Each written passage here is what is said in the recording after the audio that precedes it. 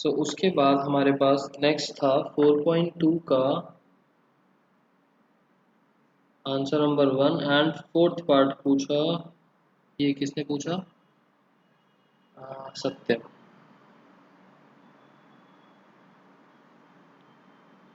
2x² minus x plus 1/8 is equals to 0। सबसे पहले तो फ्रैक्शंस खत्म करेंगे, एलसीएम लेते हैं। Upon 8 16x² minus 8x plus 1 is equals to 0। 8 को उधर भेज देंगे, बचेगा 16x² minus 8x plus 1 is equals to 0। इस इक्वेशन में से ए, बी और सी की वैल्यूज कितनी कितनी आएंगी? A, B, C.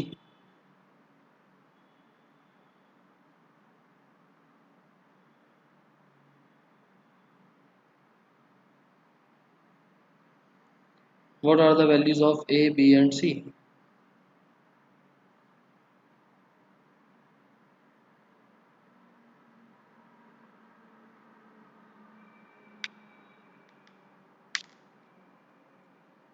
Sixteen, 8 and 1। Abhishek नहीं, राधिका ठीक। 16 माइनस 8 एंड 1। तो इसकी वजह से अब यहाँ पर आप लोगों ने मिडिल टर्म स्प्लिटिंग लगाया या फिर क्वाड्रेटिक फार्मूला? क्वाड्रेटिक फार्मूला लगाओगे तो इजी रहेगा। मिडिल टर्म स्प्लिटिंग अगर हम लगाते हैं A इंटू सी, 16 इंटू 1 मतलब 16।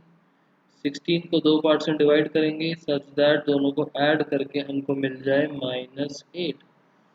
ऐड करके नेगेटिव, मल्टीप्लाई करके पॉजिटिव, मतलब दोनों नंबर्स होंगे नेगेटिव के, दोनों फैक्टर्स नेगेटिव के बन रहे होंगे। तो ऐसे कौन से नंबर्स हैं? -4 एंड -4, मल्टीप्लाई करके पॉजिटिव 16 एंड ऐड करके -8। तो हम लिख सकते हैं 16x² minus 4x minus 4x plus 1 is equals to 0। यहाँ से 4x कॉमन लेंगे। अच्छा, यहाँ से हम 4x को कॉमन लेंगे तो बचेगा 4x माइनस 1। यहाँ से माइनस कॉमन लिया, 4x minus 1 is equals to 0। ये brackets are always same.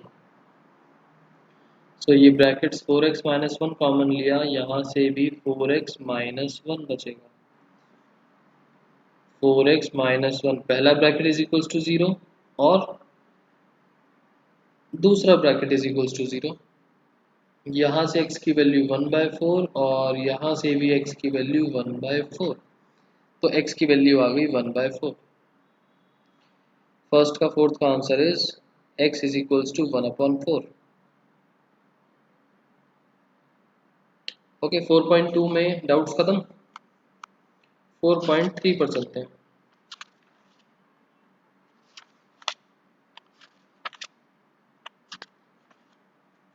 4.3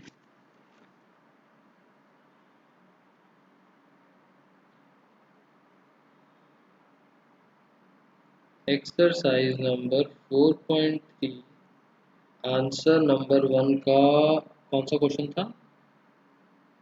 first का फोर्थ।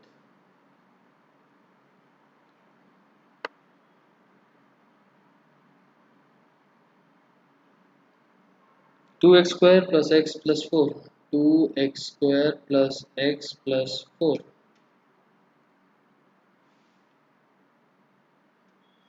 यहाँ से ए बी सी की वैल्यू निकालते हैं। बताओ ज़रा कितनी आएंगी? A B C.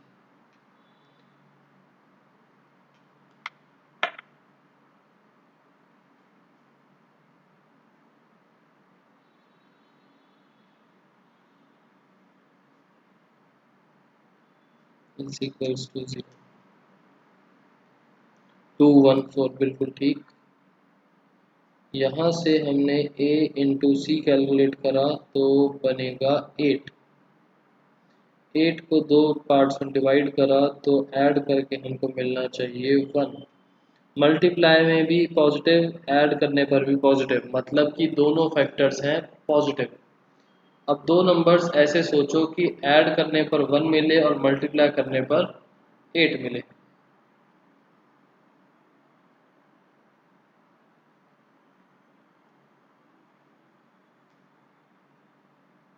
तो आप थोड़ा सा दिमाग लगाओगे तो आपको क्या पता चलेगा कि यहाँ पर हमारे लिए ढूंढना पॉसिबल नहीं है, और इसमें अगर आपने ज़्यादा टाइम लगा दिया तो आपको होगी बहुत ज़्यादा दिक्कत। तो इंस्टेड हम मिडल टर्म स्प्लिटिंग पर जाएं, हम क्या करेंगे, हम जाएंगे क्वाड्रेटिक फार्मूला पर। 2 और 3, ये क्या सोच लिया सत्यम, हमें ऐड करने पर 1 बनाना था, सब्ट्रैक्ट नहीं करना था, ऐड। 2 और 3 से तो 5 बन जाएगा, और मल्टीप्लाई करने पर 8। 2 का क्यूब नहीं, ऐसे 2 की पावर में नहीं जाता, हम लगाएंगे quadratic formula. d is equals to b square minus 4ac, तो बन जाएगा 1 का square minus 4 into a into c, 1 minus 32 minus 31। अरे ये क्या हुआ, d is less than 0। Less than 0 का मतलब इट हैज अनरियल या फिर इमेजिनरी रूट्स।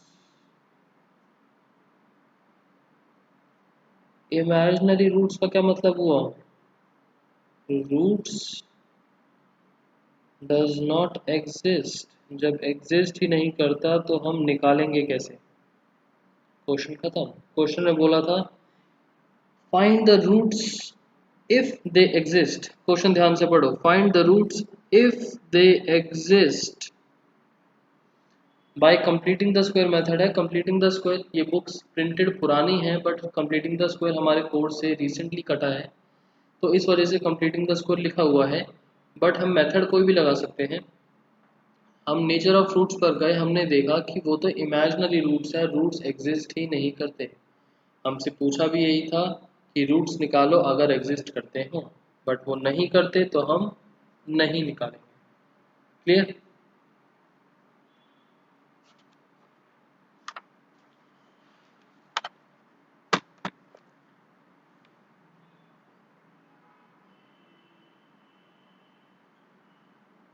सबको क्लियर ये वाली चीज।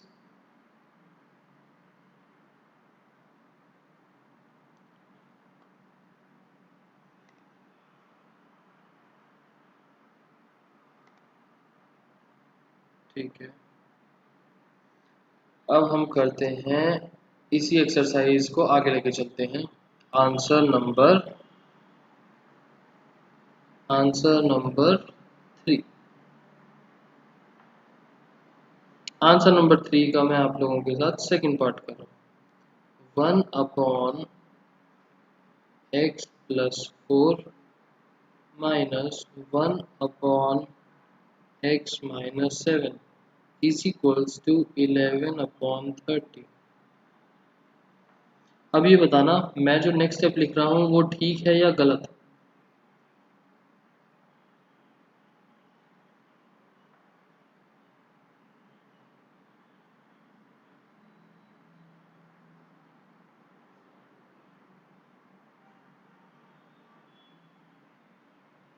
बताओ, ये मैंने एलसीएम जो लिया है, एलसीएम ठीक लिया है या गलत, जल्दी सबसे आंसर चाहिए मेरे को, ये स्टेप सही है या गलत।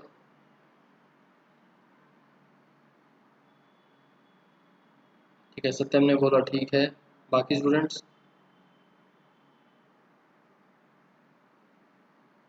ध्रुव रॉन्ग। ध्रुव क्या गलती है इसके अंदर, अभिषेक डोंट नो,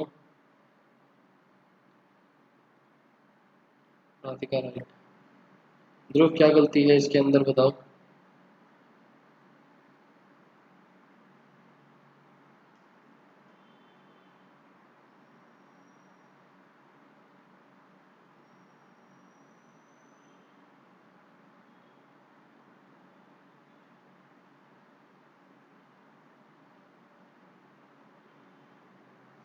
ठीक है, जब हम एलसीएम लेते हैं तो एलसीएम के अंदर क्या करते हैं, डिनोमिनेटर्स में जो भी चल रहा है उन दोनों का मल्टीप्लाई, तो मैंने दोनों ब्रैकेट्स मल्टीप्लाई कर दिए।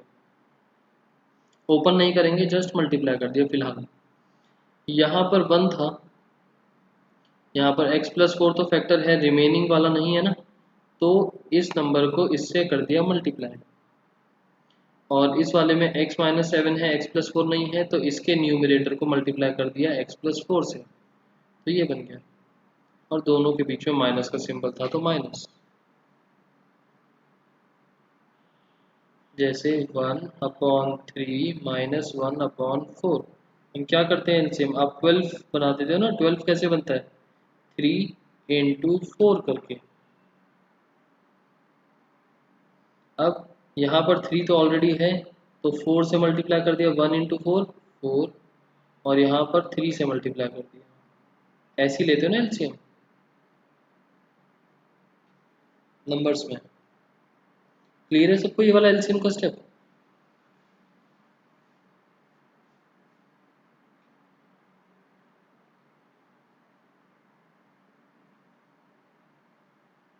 बताओ, समझ में आ गया ना एलसीएम? ठीक। सो ऊपर हम माइनस साइन ओपन करेंगे, नीचे हम मल्टीप्लाई ओपन करेंगे, तो ऊपर बन जाएगा x-7 माइनस x-4, और नीचे बनेगा x² minus 7x plus 4x minus 28 is equals to 11/30। x से x कैंसिल, तो बन जाएगा -7 -4 -11/x² minus 3x minus 28 is equals to 11/30।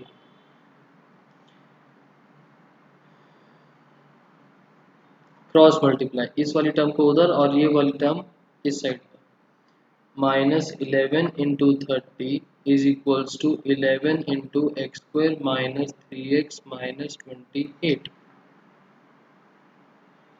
11 से 11 cancel, -30 is equals to x² minus 3x minus 28। 30 भेजेंगे इस साइड पर, 0 is equals to x² minus 3x minus 28 plus 30। कितना बन गया, +2। This becomes x² minus 3x plus 2 is equals to 0। इसके आगे find x अपने आप कर सकते हो आप लोग।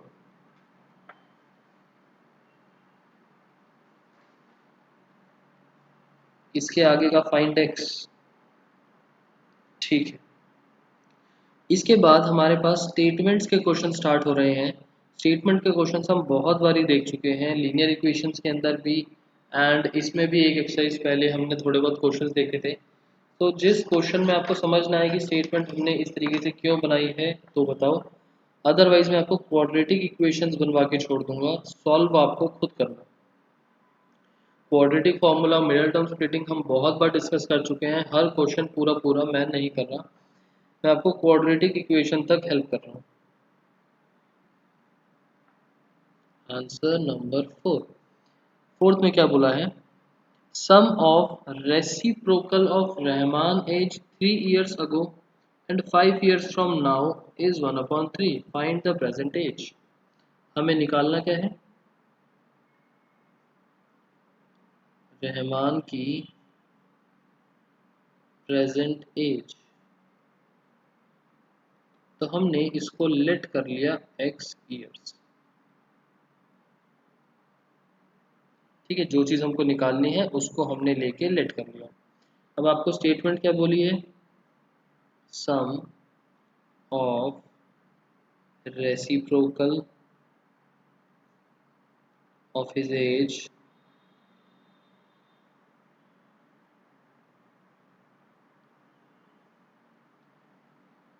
Three years ago and 5 years from now is 1/3। पहली बात तो सम हो रहा है तो हमने लगा दिया प्लस। किसका सम हो रहा है, रेसिप्रोकल ऑफ हिज एज, उसकी एज के रेसिप्रोकल का मतलब कि दो ब्रैकेट्स भी लगा देते हैं। उसकी एज आएगी और एज को हम रेसिप्रोकल करेंगे और उसको ऐड कर देंगे।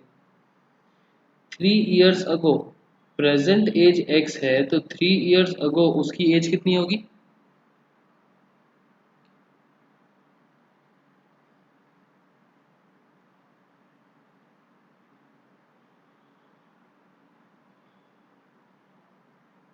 प्रेजेंट एज x है तो 3 years अगो उसकी एज कितनी होगी?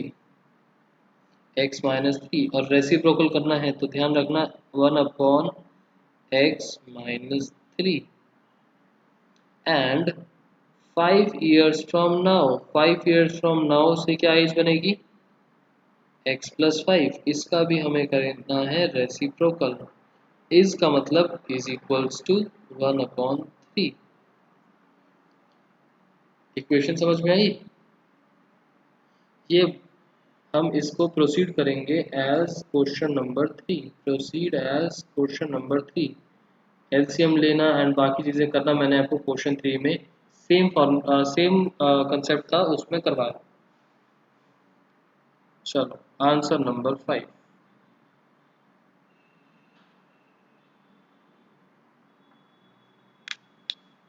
In a class test of Shefali's marks in maths and English is 30. Had she got 2 marks more in maths and 3 less in English, the product of their marks would have been 210. Find the marks in 2 subjects. तो हमें सबसे पहले तो marks निकालने हैं 2 subjects में। Marks in maths, marks in दूसरा subject है इंग्लिश। हमें यही चीज़ें निकालनी है तो x और y हमने कर लिया late.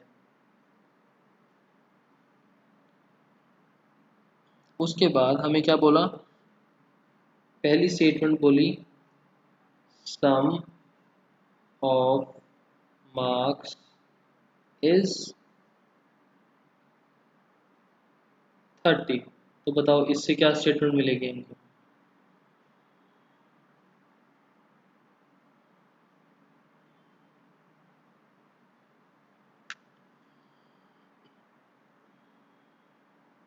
x plus y 30।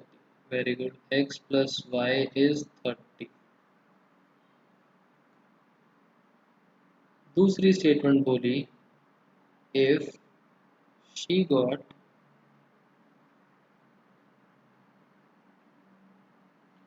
Statement अपने आप बना के देखना फिर चेक करते हैं सेम है या नहीं। 2 more in maths and 3 marks less in English,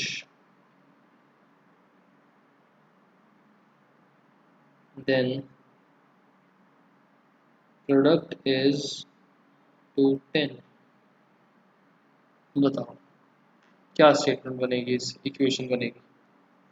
अगर उसको मैथ्स में 2 ज़्यादा मिलते और 3 कम मिलते इंग्लिश में तो उसके मार्क्स का product is 210।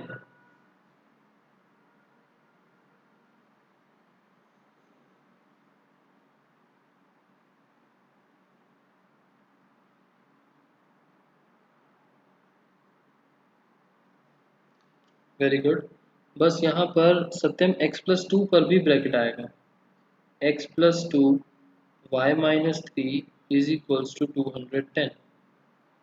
X y minus 3x plus 2y minus 6 is equals to 0।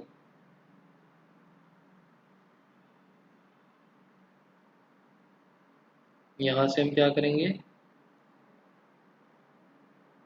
Find y in terms of x, और उसके बाद हम इस इक्वेशन में पुट कर देंगे। हम यहाँ से y की वैल्यू निकालेंगे इन टर्म्स ऑफ x, मतलब कि y is equals to 30 minus x, और लेके यहाँ पर y की वैल्यू डाल देंगे। उसके बाद ये क्वाड्रेटिक बन जाएगी। एंड देखो क्या किस तरीके से क्वाड्रेटिक बनेगी। मैंने y की वैल्यू डाली 30 minus x, x into 30 minus x minus 3x plus 2 into 30 minus x minus 6 is equals to 0। Sorry, zero कहाँ से आ गया? 210, 210।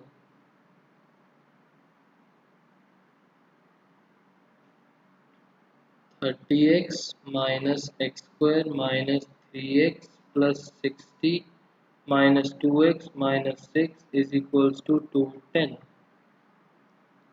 एट द एंड क्या बन जाएगा ये?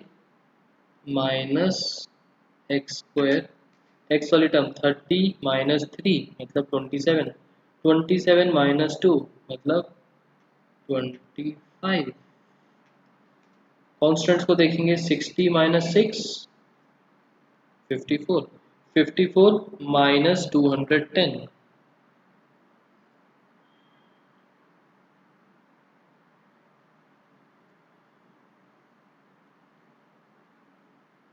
Minus 156 is equals to 0। And minus हम हटा देंगे, एक्स स्क्वायर ये माइनस का बन जाएगा, सब कुछ उस साइड भेजेंगे तो, और ये पॉजिटिव का बन जाएगा इज इक्वल्स टू 0।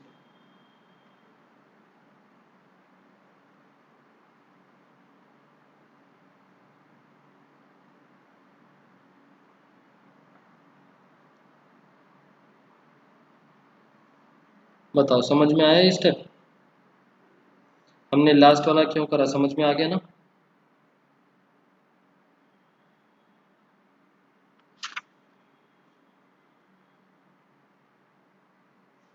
ठीक, अब हम चलेंगे आंसर नंबर 6।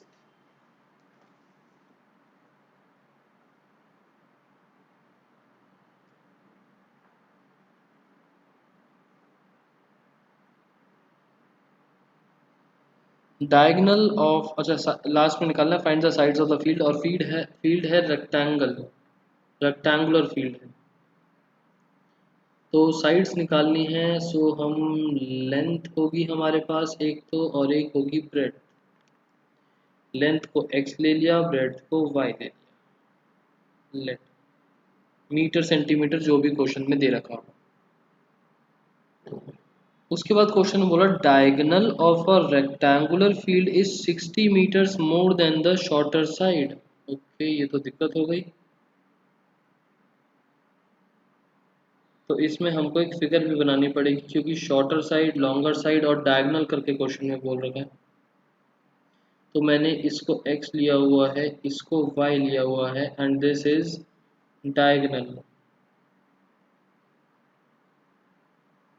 d से डिनोट कर देते हैं। तो बताओ d की वैल्यू क्या बनेगी, पहले तो d निकालते हैं। d is equals to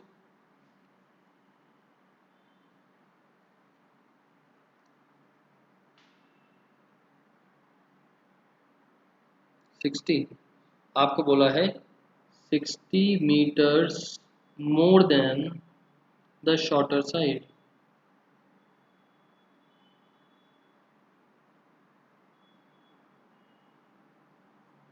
60 metres more than the shorter side. दूसरी स्टेटमेंट बोली आपको,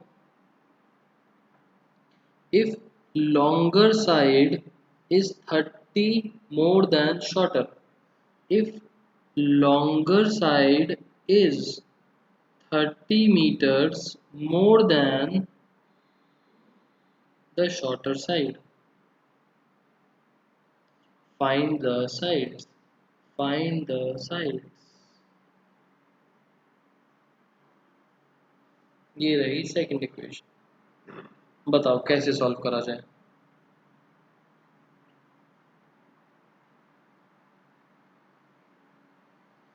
ये दो इक्वेशंस क्वेश्चन में गिवन थी। Diagonal is 60 more than shorter and longer side is 30 meters more than shorter। अब इसमें सॉल्व कैसे करें, क्योंकि एक थर्ड वेरिएबल d भी आ गया यहाँ पर। सिर्फ x और y होते तो हम वैल्यूज पुट कर देते एक दूसरे में।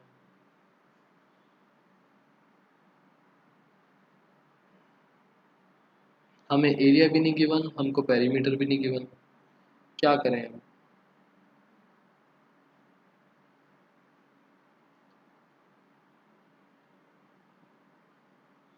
जल्दी से बताओ, फास्ट फास्ट। क्या मेथड अप्लाई करें? दो तीन चीज़ें ही तो लगती हैं रेक्टेंगल में।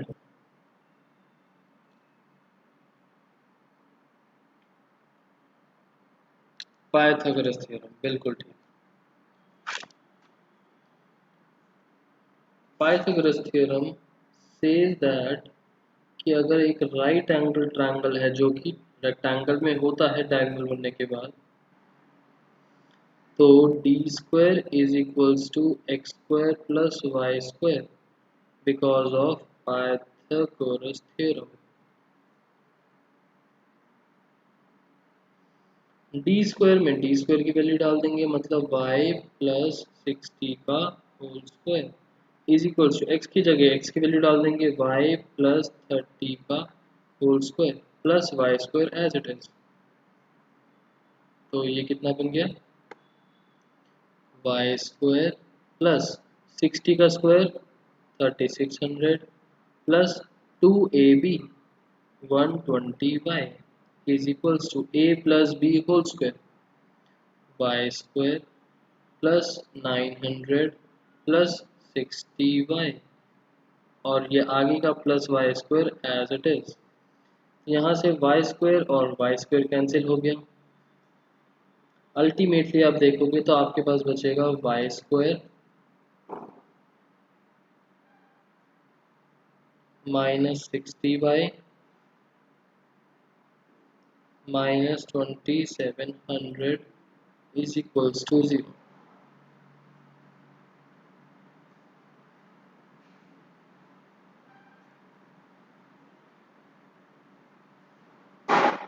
ठीक है, आप अपने आप थोड़ा सा सॉल्व करके देखना, आपके पास क्वाड्रेटिक इक्वेशन ये बनेगी।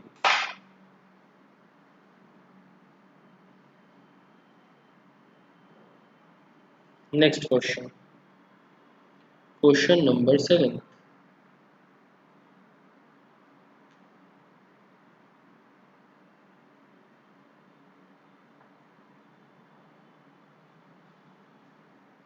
Difference of squares of two numbers, दो नंबर्स के बारे में बात हुई है, तो let two numbers be x and y। पहली स्टेटमेंट क्या बोली? डिफरेंस किसका? Of squares of two numbers is 180। तो बताओ इक्वेशन क्या बनी?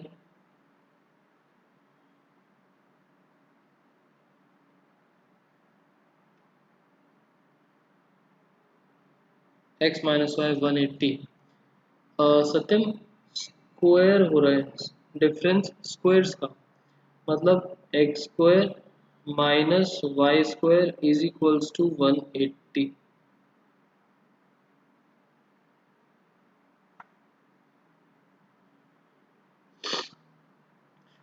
और सिर्फ दो नंबर लेने की जगह एक्स वाले को लार्जर लेना, वाई वाले को स्मॉलर, क्योंकि डिफरेंस के बारे में बात हो रही है।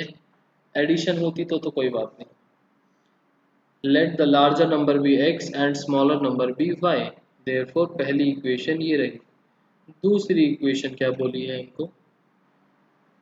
Square of smaller is 8 times the larger number.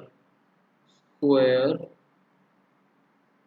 of smaller is 8 times the larger. इसमें बताओ इक्वेशन क्या बनेगी? इसकी इक्वेशन क्या बनेगी?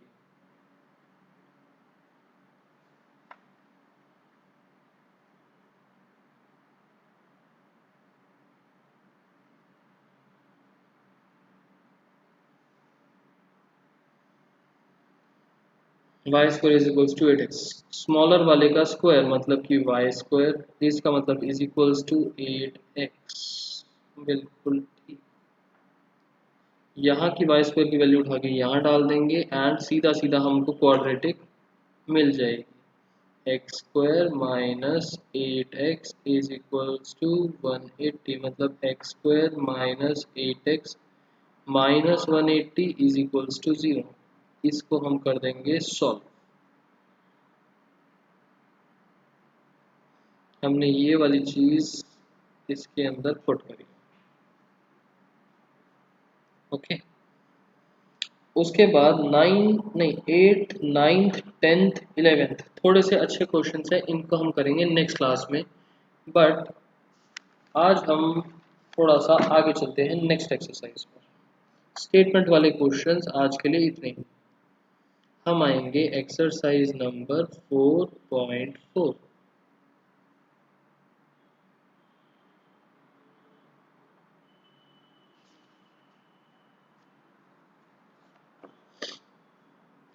आंसर नंबर 1, आपको क्या बोला है आंसर नंबर 1 में?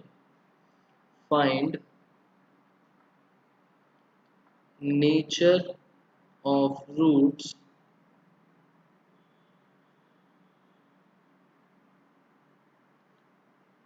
and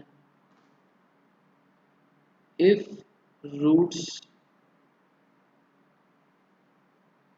exist find them। ये है क्वेश्चन। तो मतलब सबसे पहले तो नेचर ऑफ रूट्स पर कमेंट करना है। नेचर ऑफ रूट्स का क्या मतलब हो गया? नेचर ऑफ रूट्स कि अगर d 0 से बड़ा है, रियल एंड डिस्टिंक्ट। d 0 के बराबर है, रियल एंड इक्वल। d 0 से छोटा है, अनरियल। इन दोनों केसेस में रूट्स एग्जिस्ट करते हैं।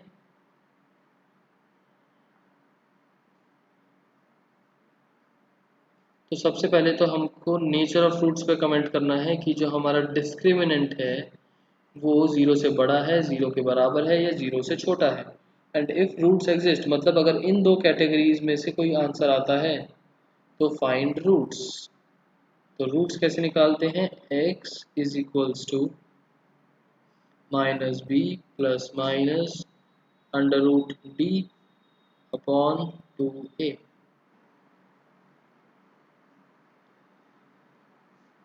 हो जाएगा question number 1।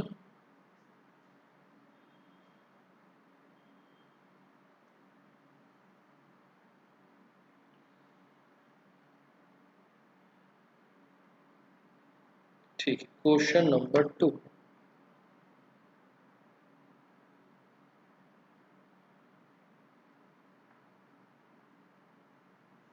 Question 2 says find k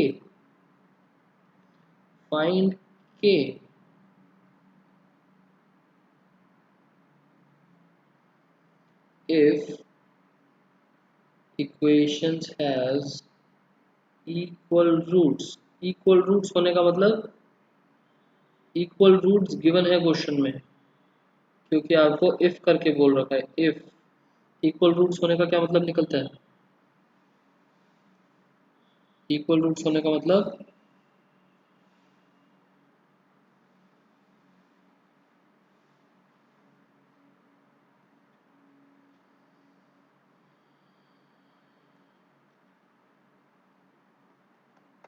equal roots होने का मतलब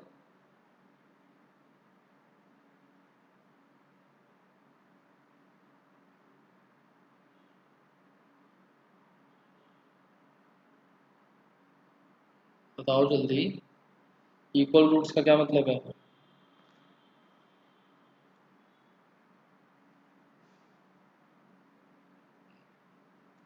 उसके बाद मैं आपको सेकंड वाला पार्ट करवाऊंगा, बट जल्दी से इक्वल रूट्स का क्या मतलब है? d is equals to 0। Satyam, इतना टाइम क्यों लगा आपको?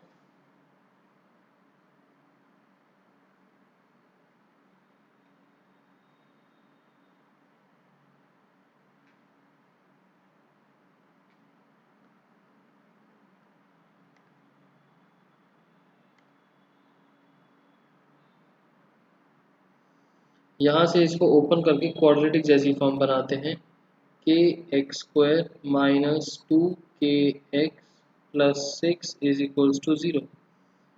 इस इक्वेशन के अंदर हमारे पास ए बी सी क्या क्या मिलेंगे, के -2k एंड 6। हमें बोला d इज इक्वल्स टू 0 और d का फॉर्मूला क्या है, d is equals to b square minus 4ac। तो ये रहे ए बी सी की value, d b square minus 4ac, b का स्क्वायर मतलब -2k का स्क्वायर -4, a का मतलब k, c का मतलब 6, 4k square -24k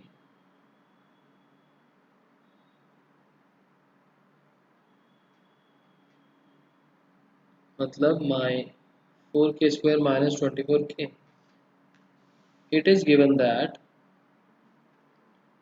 it is given that d is equals to 0, therefore 4k square -24k is equals to 0। यहाँ से 4k ले लिया कॉमन, बचा क्या, k -6, 4k is equals to 0 और k -6 is equals to 0। यहाँ से k की वैल्यू आई 0 या k की वैल्यू आई 6। k की value 0 is not possible, therefore k की वैल्यू इज 6। 0 पॉसिबल क्यों नहीं है, इसका रीज़न ये कि मेरा ओरिजिनल क्वेश्चन था ये क्वाड्रेटिक इक्वेशन। अगर मैं k की वैल्यू 0 पुट कर दूं तो मेरा x स्क्वायर खत्म हो जाएगा, और अगर मेरा x स्क्वायर खत्म हो गया तो क्वाड्रेटिक इक्वेशन नहीं बचेगी। जब क्वाड्रेटिक इक्वेशन नहीं बचेगी तो हम k की वैल्यू 0 नहीं ले सकते, क्योंकि क्वाड्रेटिक इक्वेशन बनाना इस चैप्टर के लिए हमारे लिए मैंडेटरी है, क्योंकि इक्वल रूट्स आ रहे हैं। क्वाड्रेटिक ही नहीं बचेगा तो रूट्स भी नहीं आ पाएंगे, बिकॉज ऑफ डिग्री 2 रहेगी तो ही 2 रूट्स आएंगे। सो अल्टीमेटली k की वैल्यू कितनी आ गई, k की वैल्यू आ गई 6। ये क्वेश्चन क्लियर।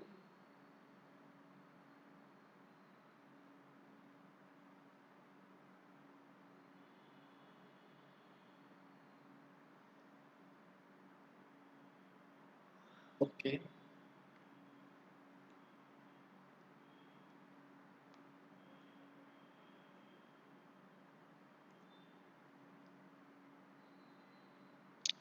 सो आज की क्लास अभी ओवर नहीं हो रही, मैं होमवर्क लिख रहा हूँ पहले आप लोगों के लिए। Homework exercise number 4.3, exercise number 4.3 के अंदर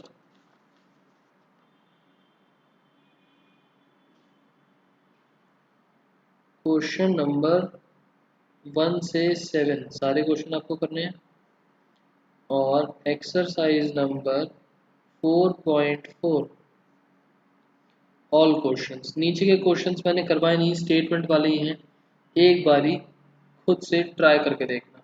अगर नेचर ऑफ फ्रूट्स पूछा है या पूछा है कि वैल्यूज पॉसिबल है या नहीं, दैट मीन्स कि नेचर ऑफ फ्रूट्स d0 से बड़ा, d0 से छोटा, d0 से इक्वल, एंड रूट्स निकालने हो तो क्वाड्रेटिक फॉर्मूला।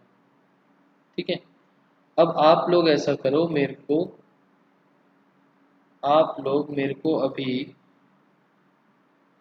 4.4 एक्सरसाइज का क्वेश्चन नंबर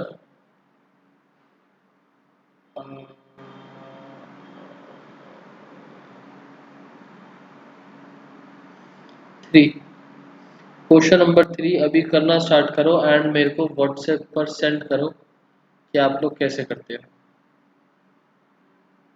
जल्दी से सेंड करो। Question number 3, is it possible, और जिसके पास बुक्स नहीं है मैं लगा देता हूँ बुक आपके लिए।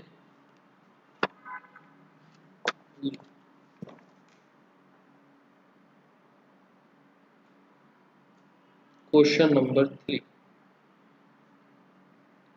Is it possible to design a rectangular mango grove is बोला है, मतलब पहले नेचर और फ्रूट्स का पार्ट है, whose length is twice the breadth and area is 800 metre square.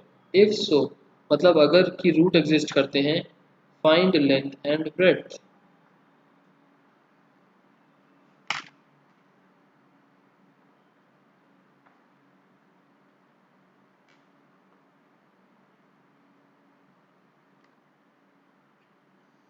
Question number 3, क्या रेक्टेंगुलर मैंगो ग्रोव बनाना पॉसिबल है या नहीं? अगर दो कंडीशंस आपको दी हैं, ये वाली और ये वाली, इफ है तो length and breadth find out करो। जल्दी से क्वेश्चन सॉल्व करो, मेरे को व्हाट्सएप पर सेंड करो। ये आज के लिए है लास्ट क्वेश्चन, बाकी सारे क्वेश्चंस हम करेंगे नेक्स्ट क्लास में।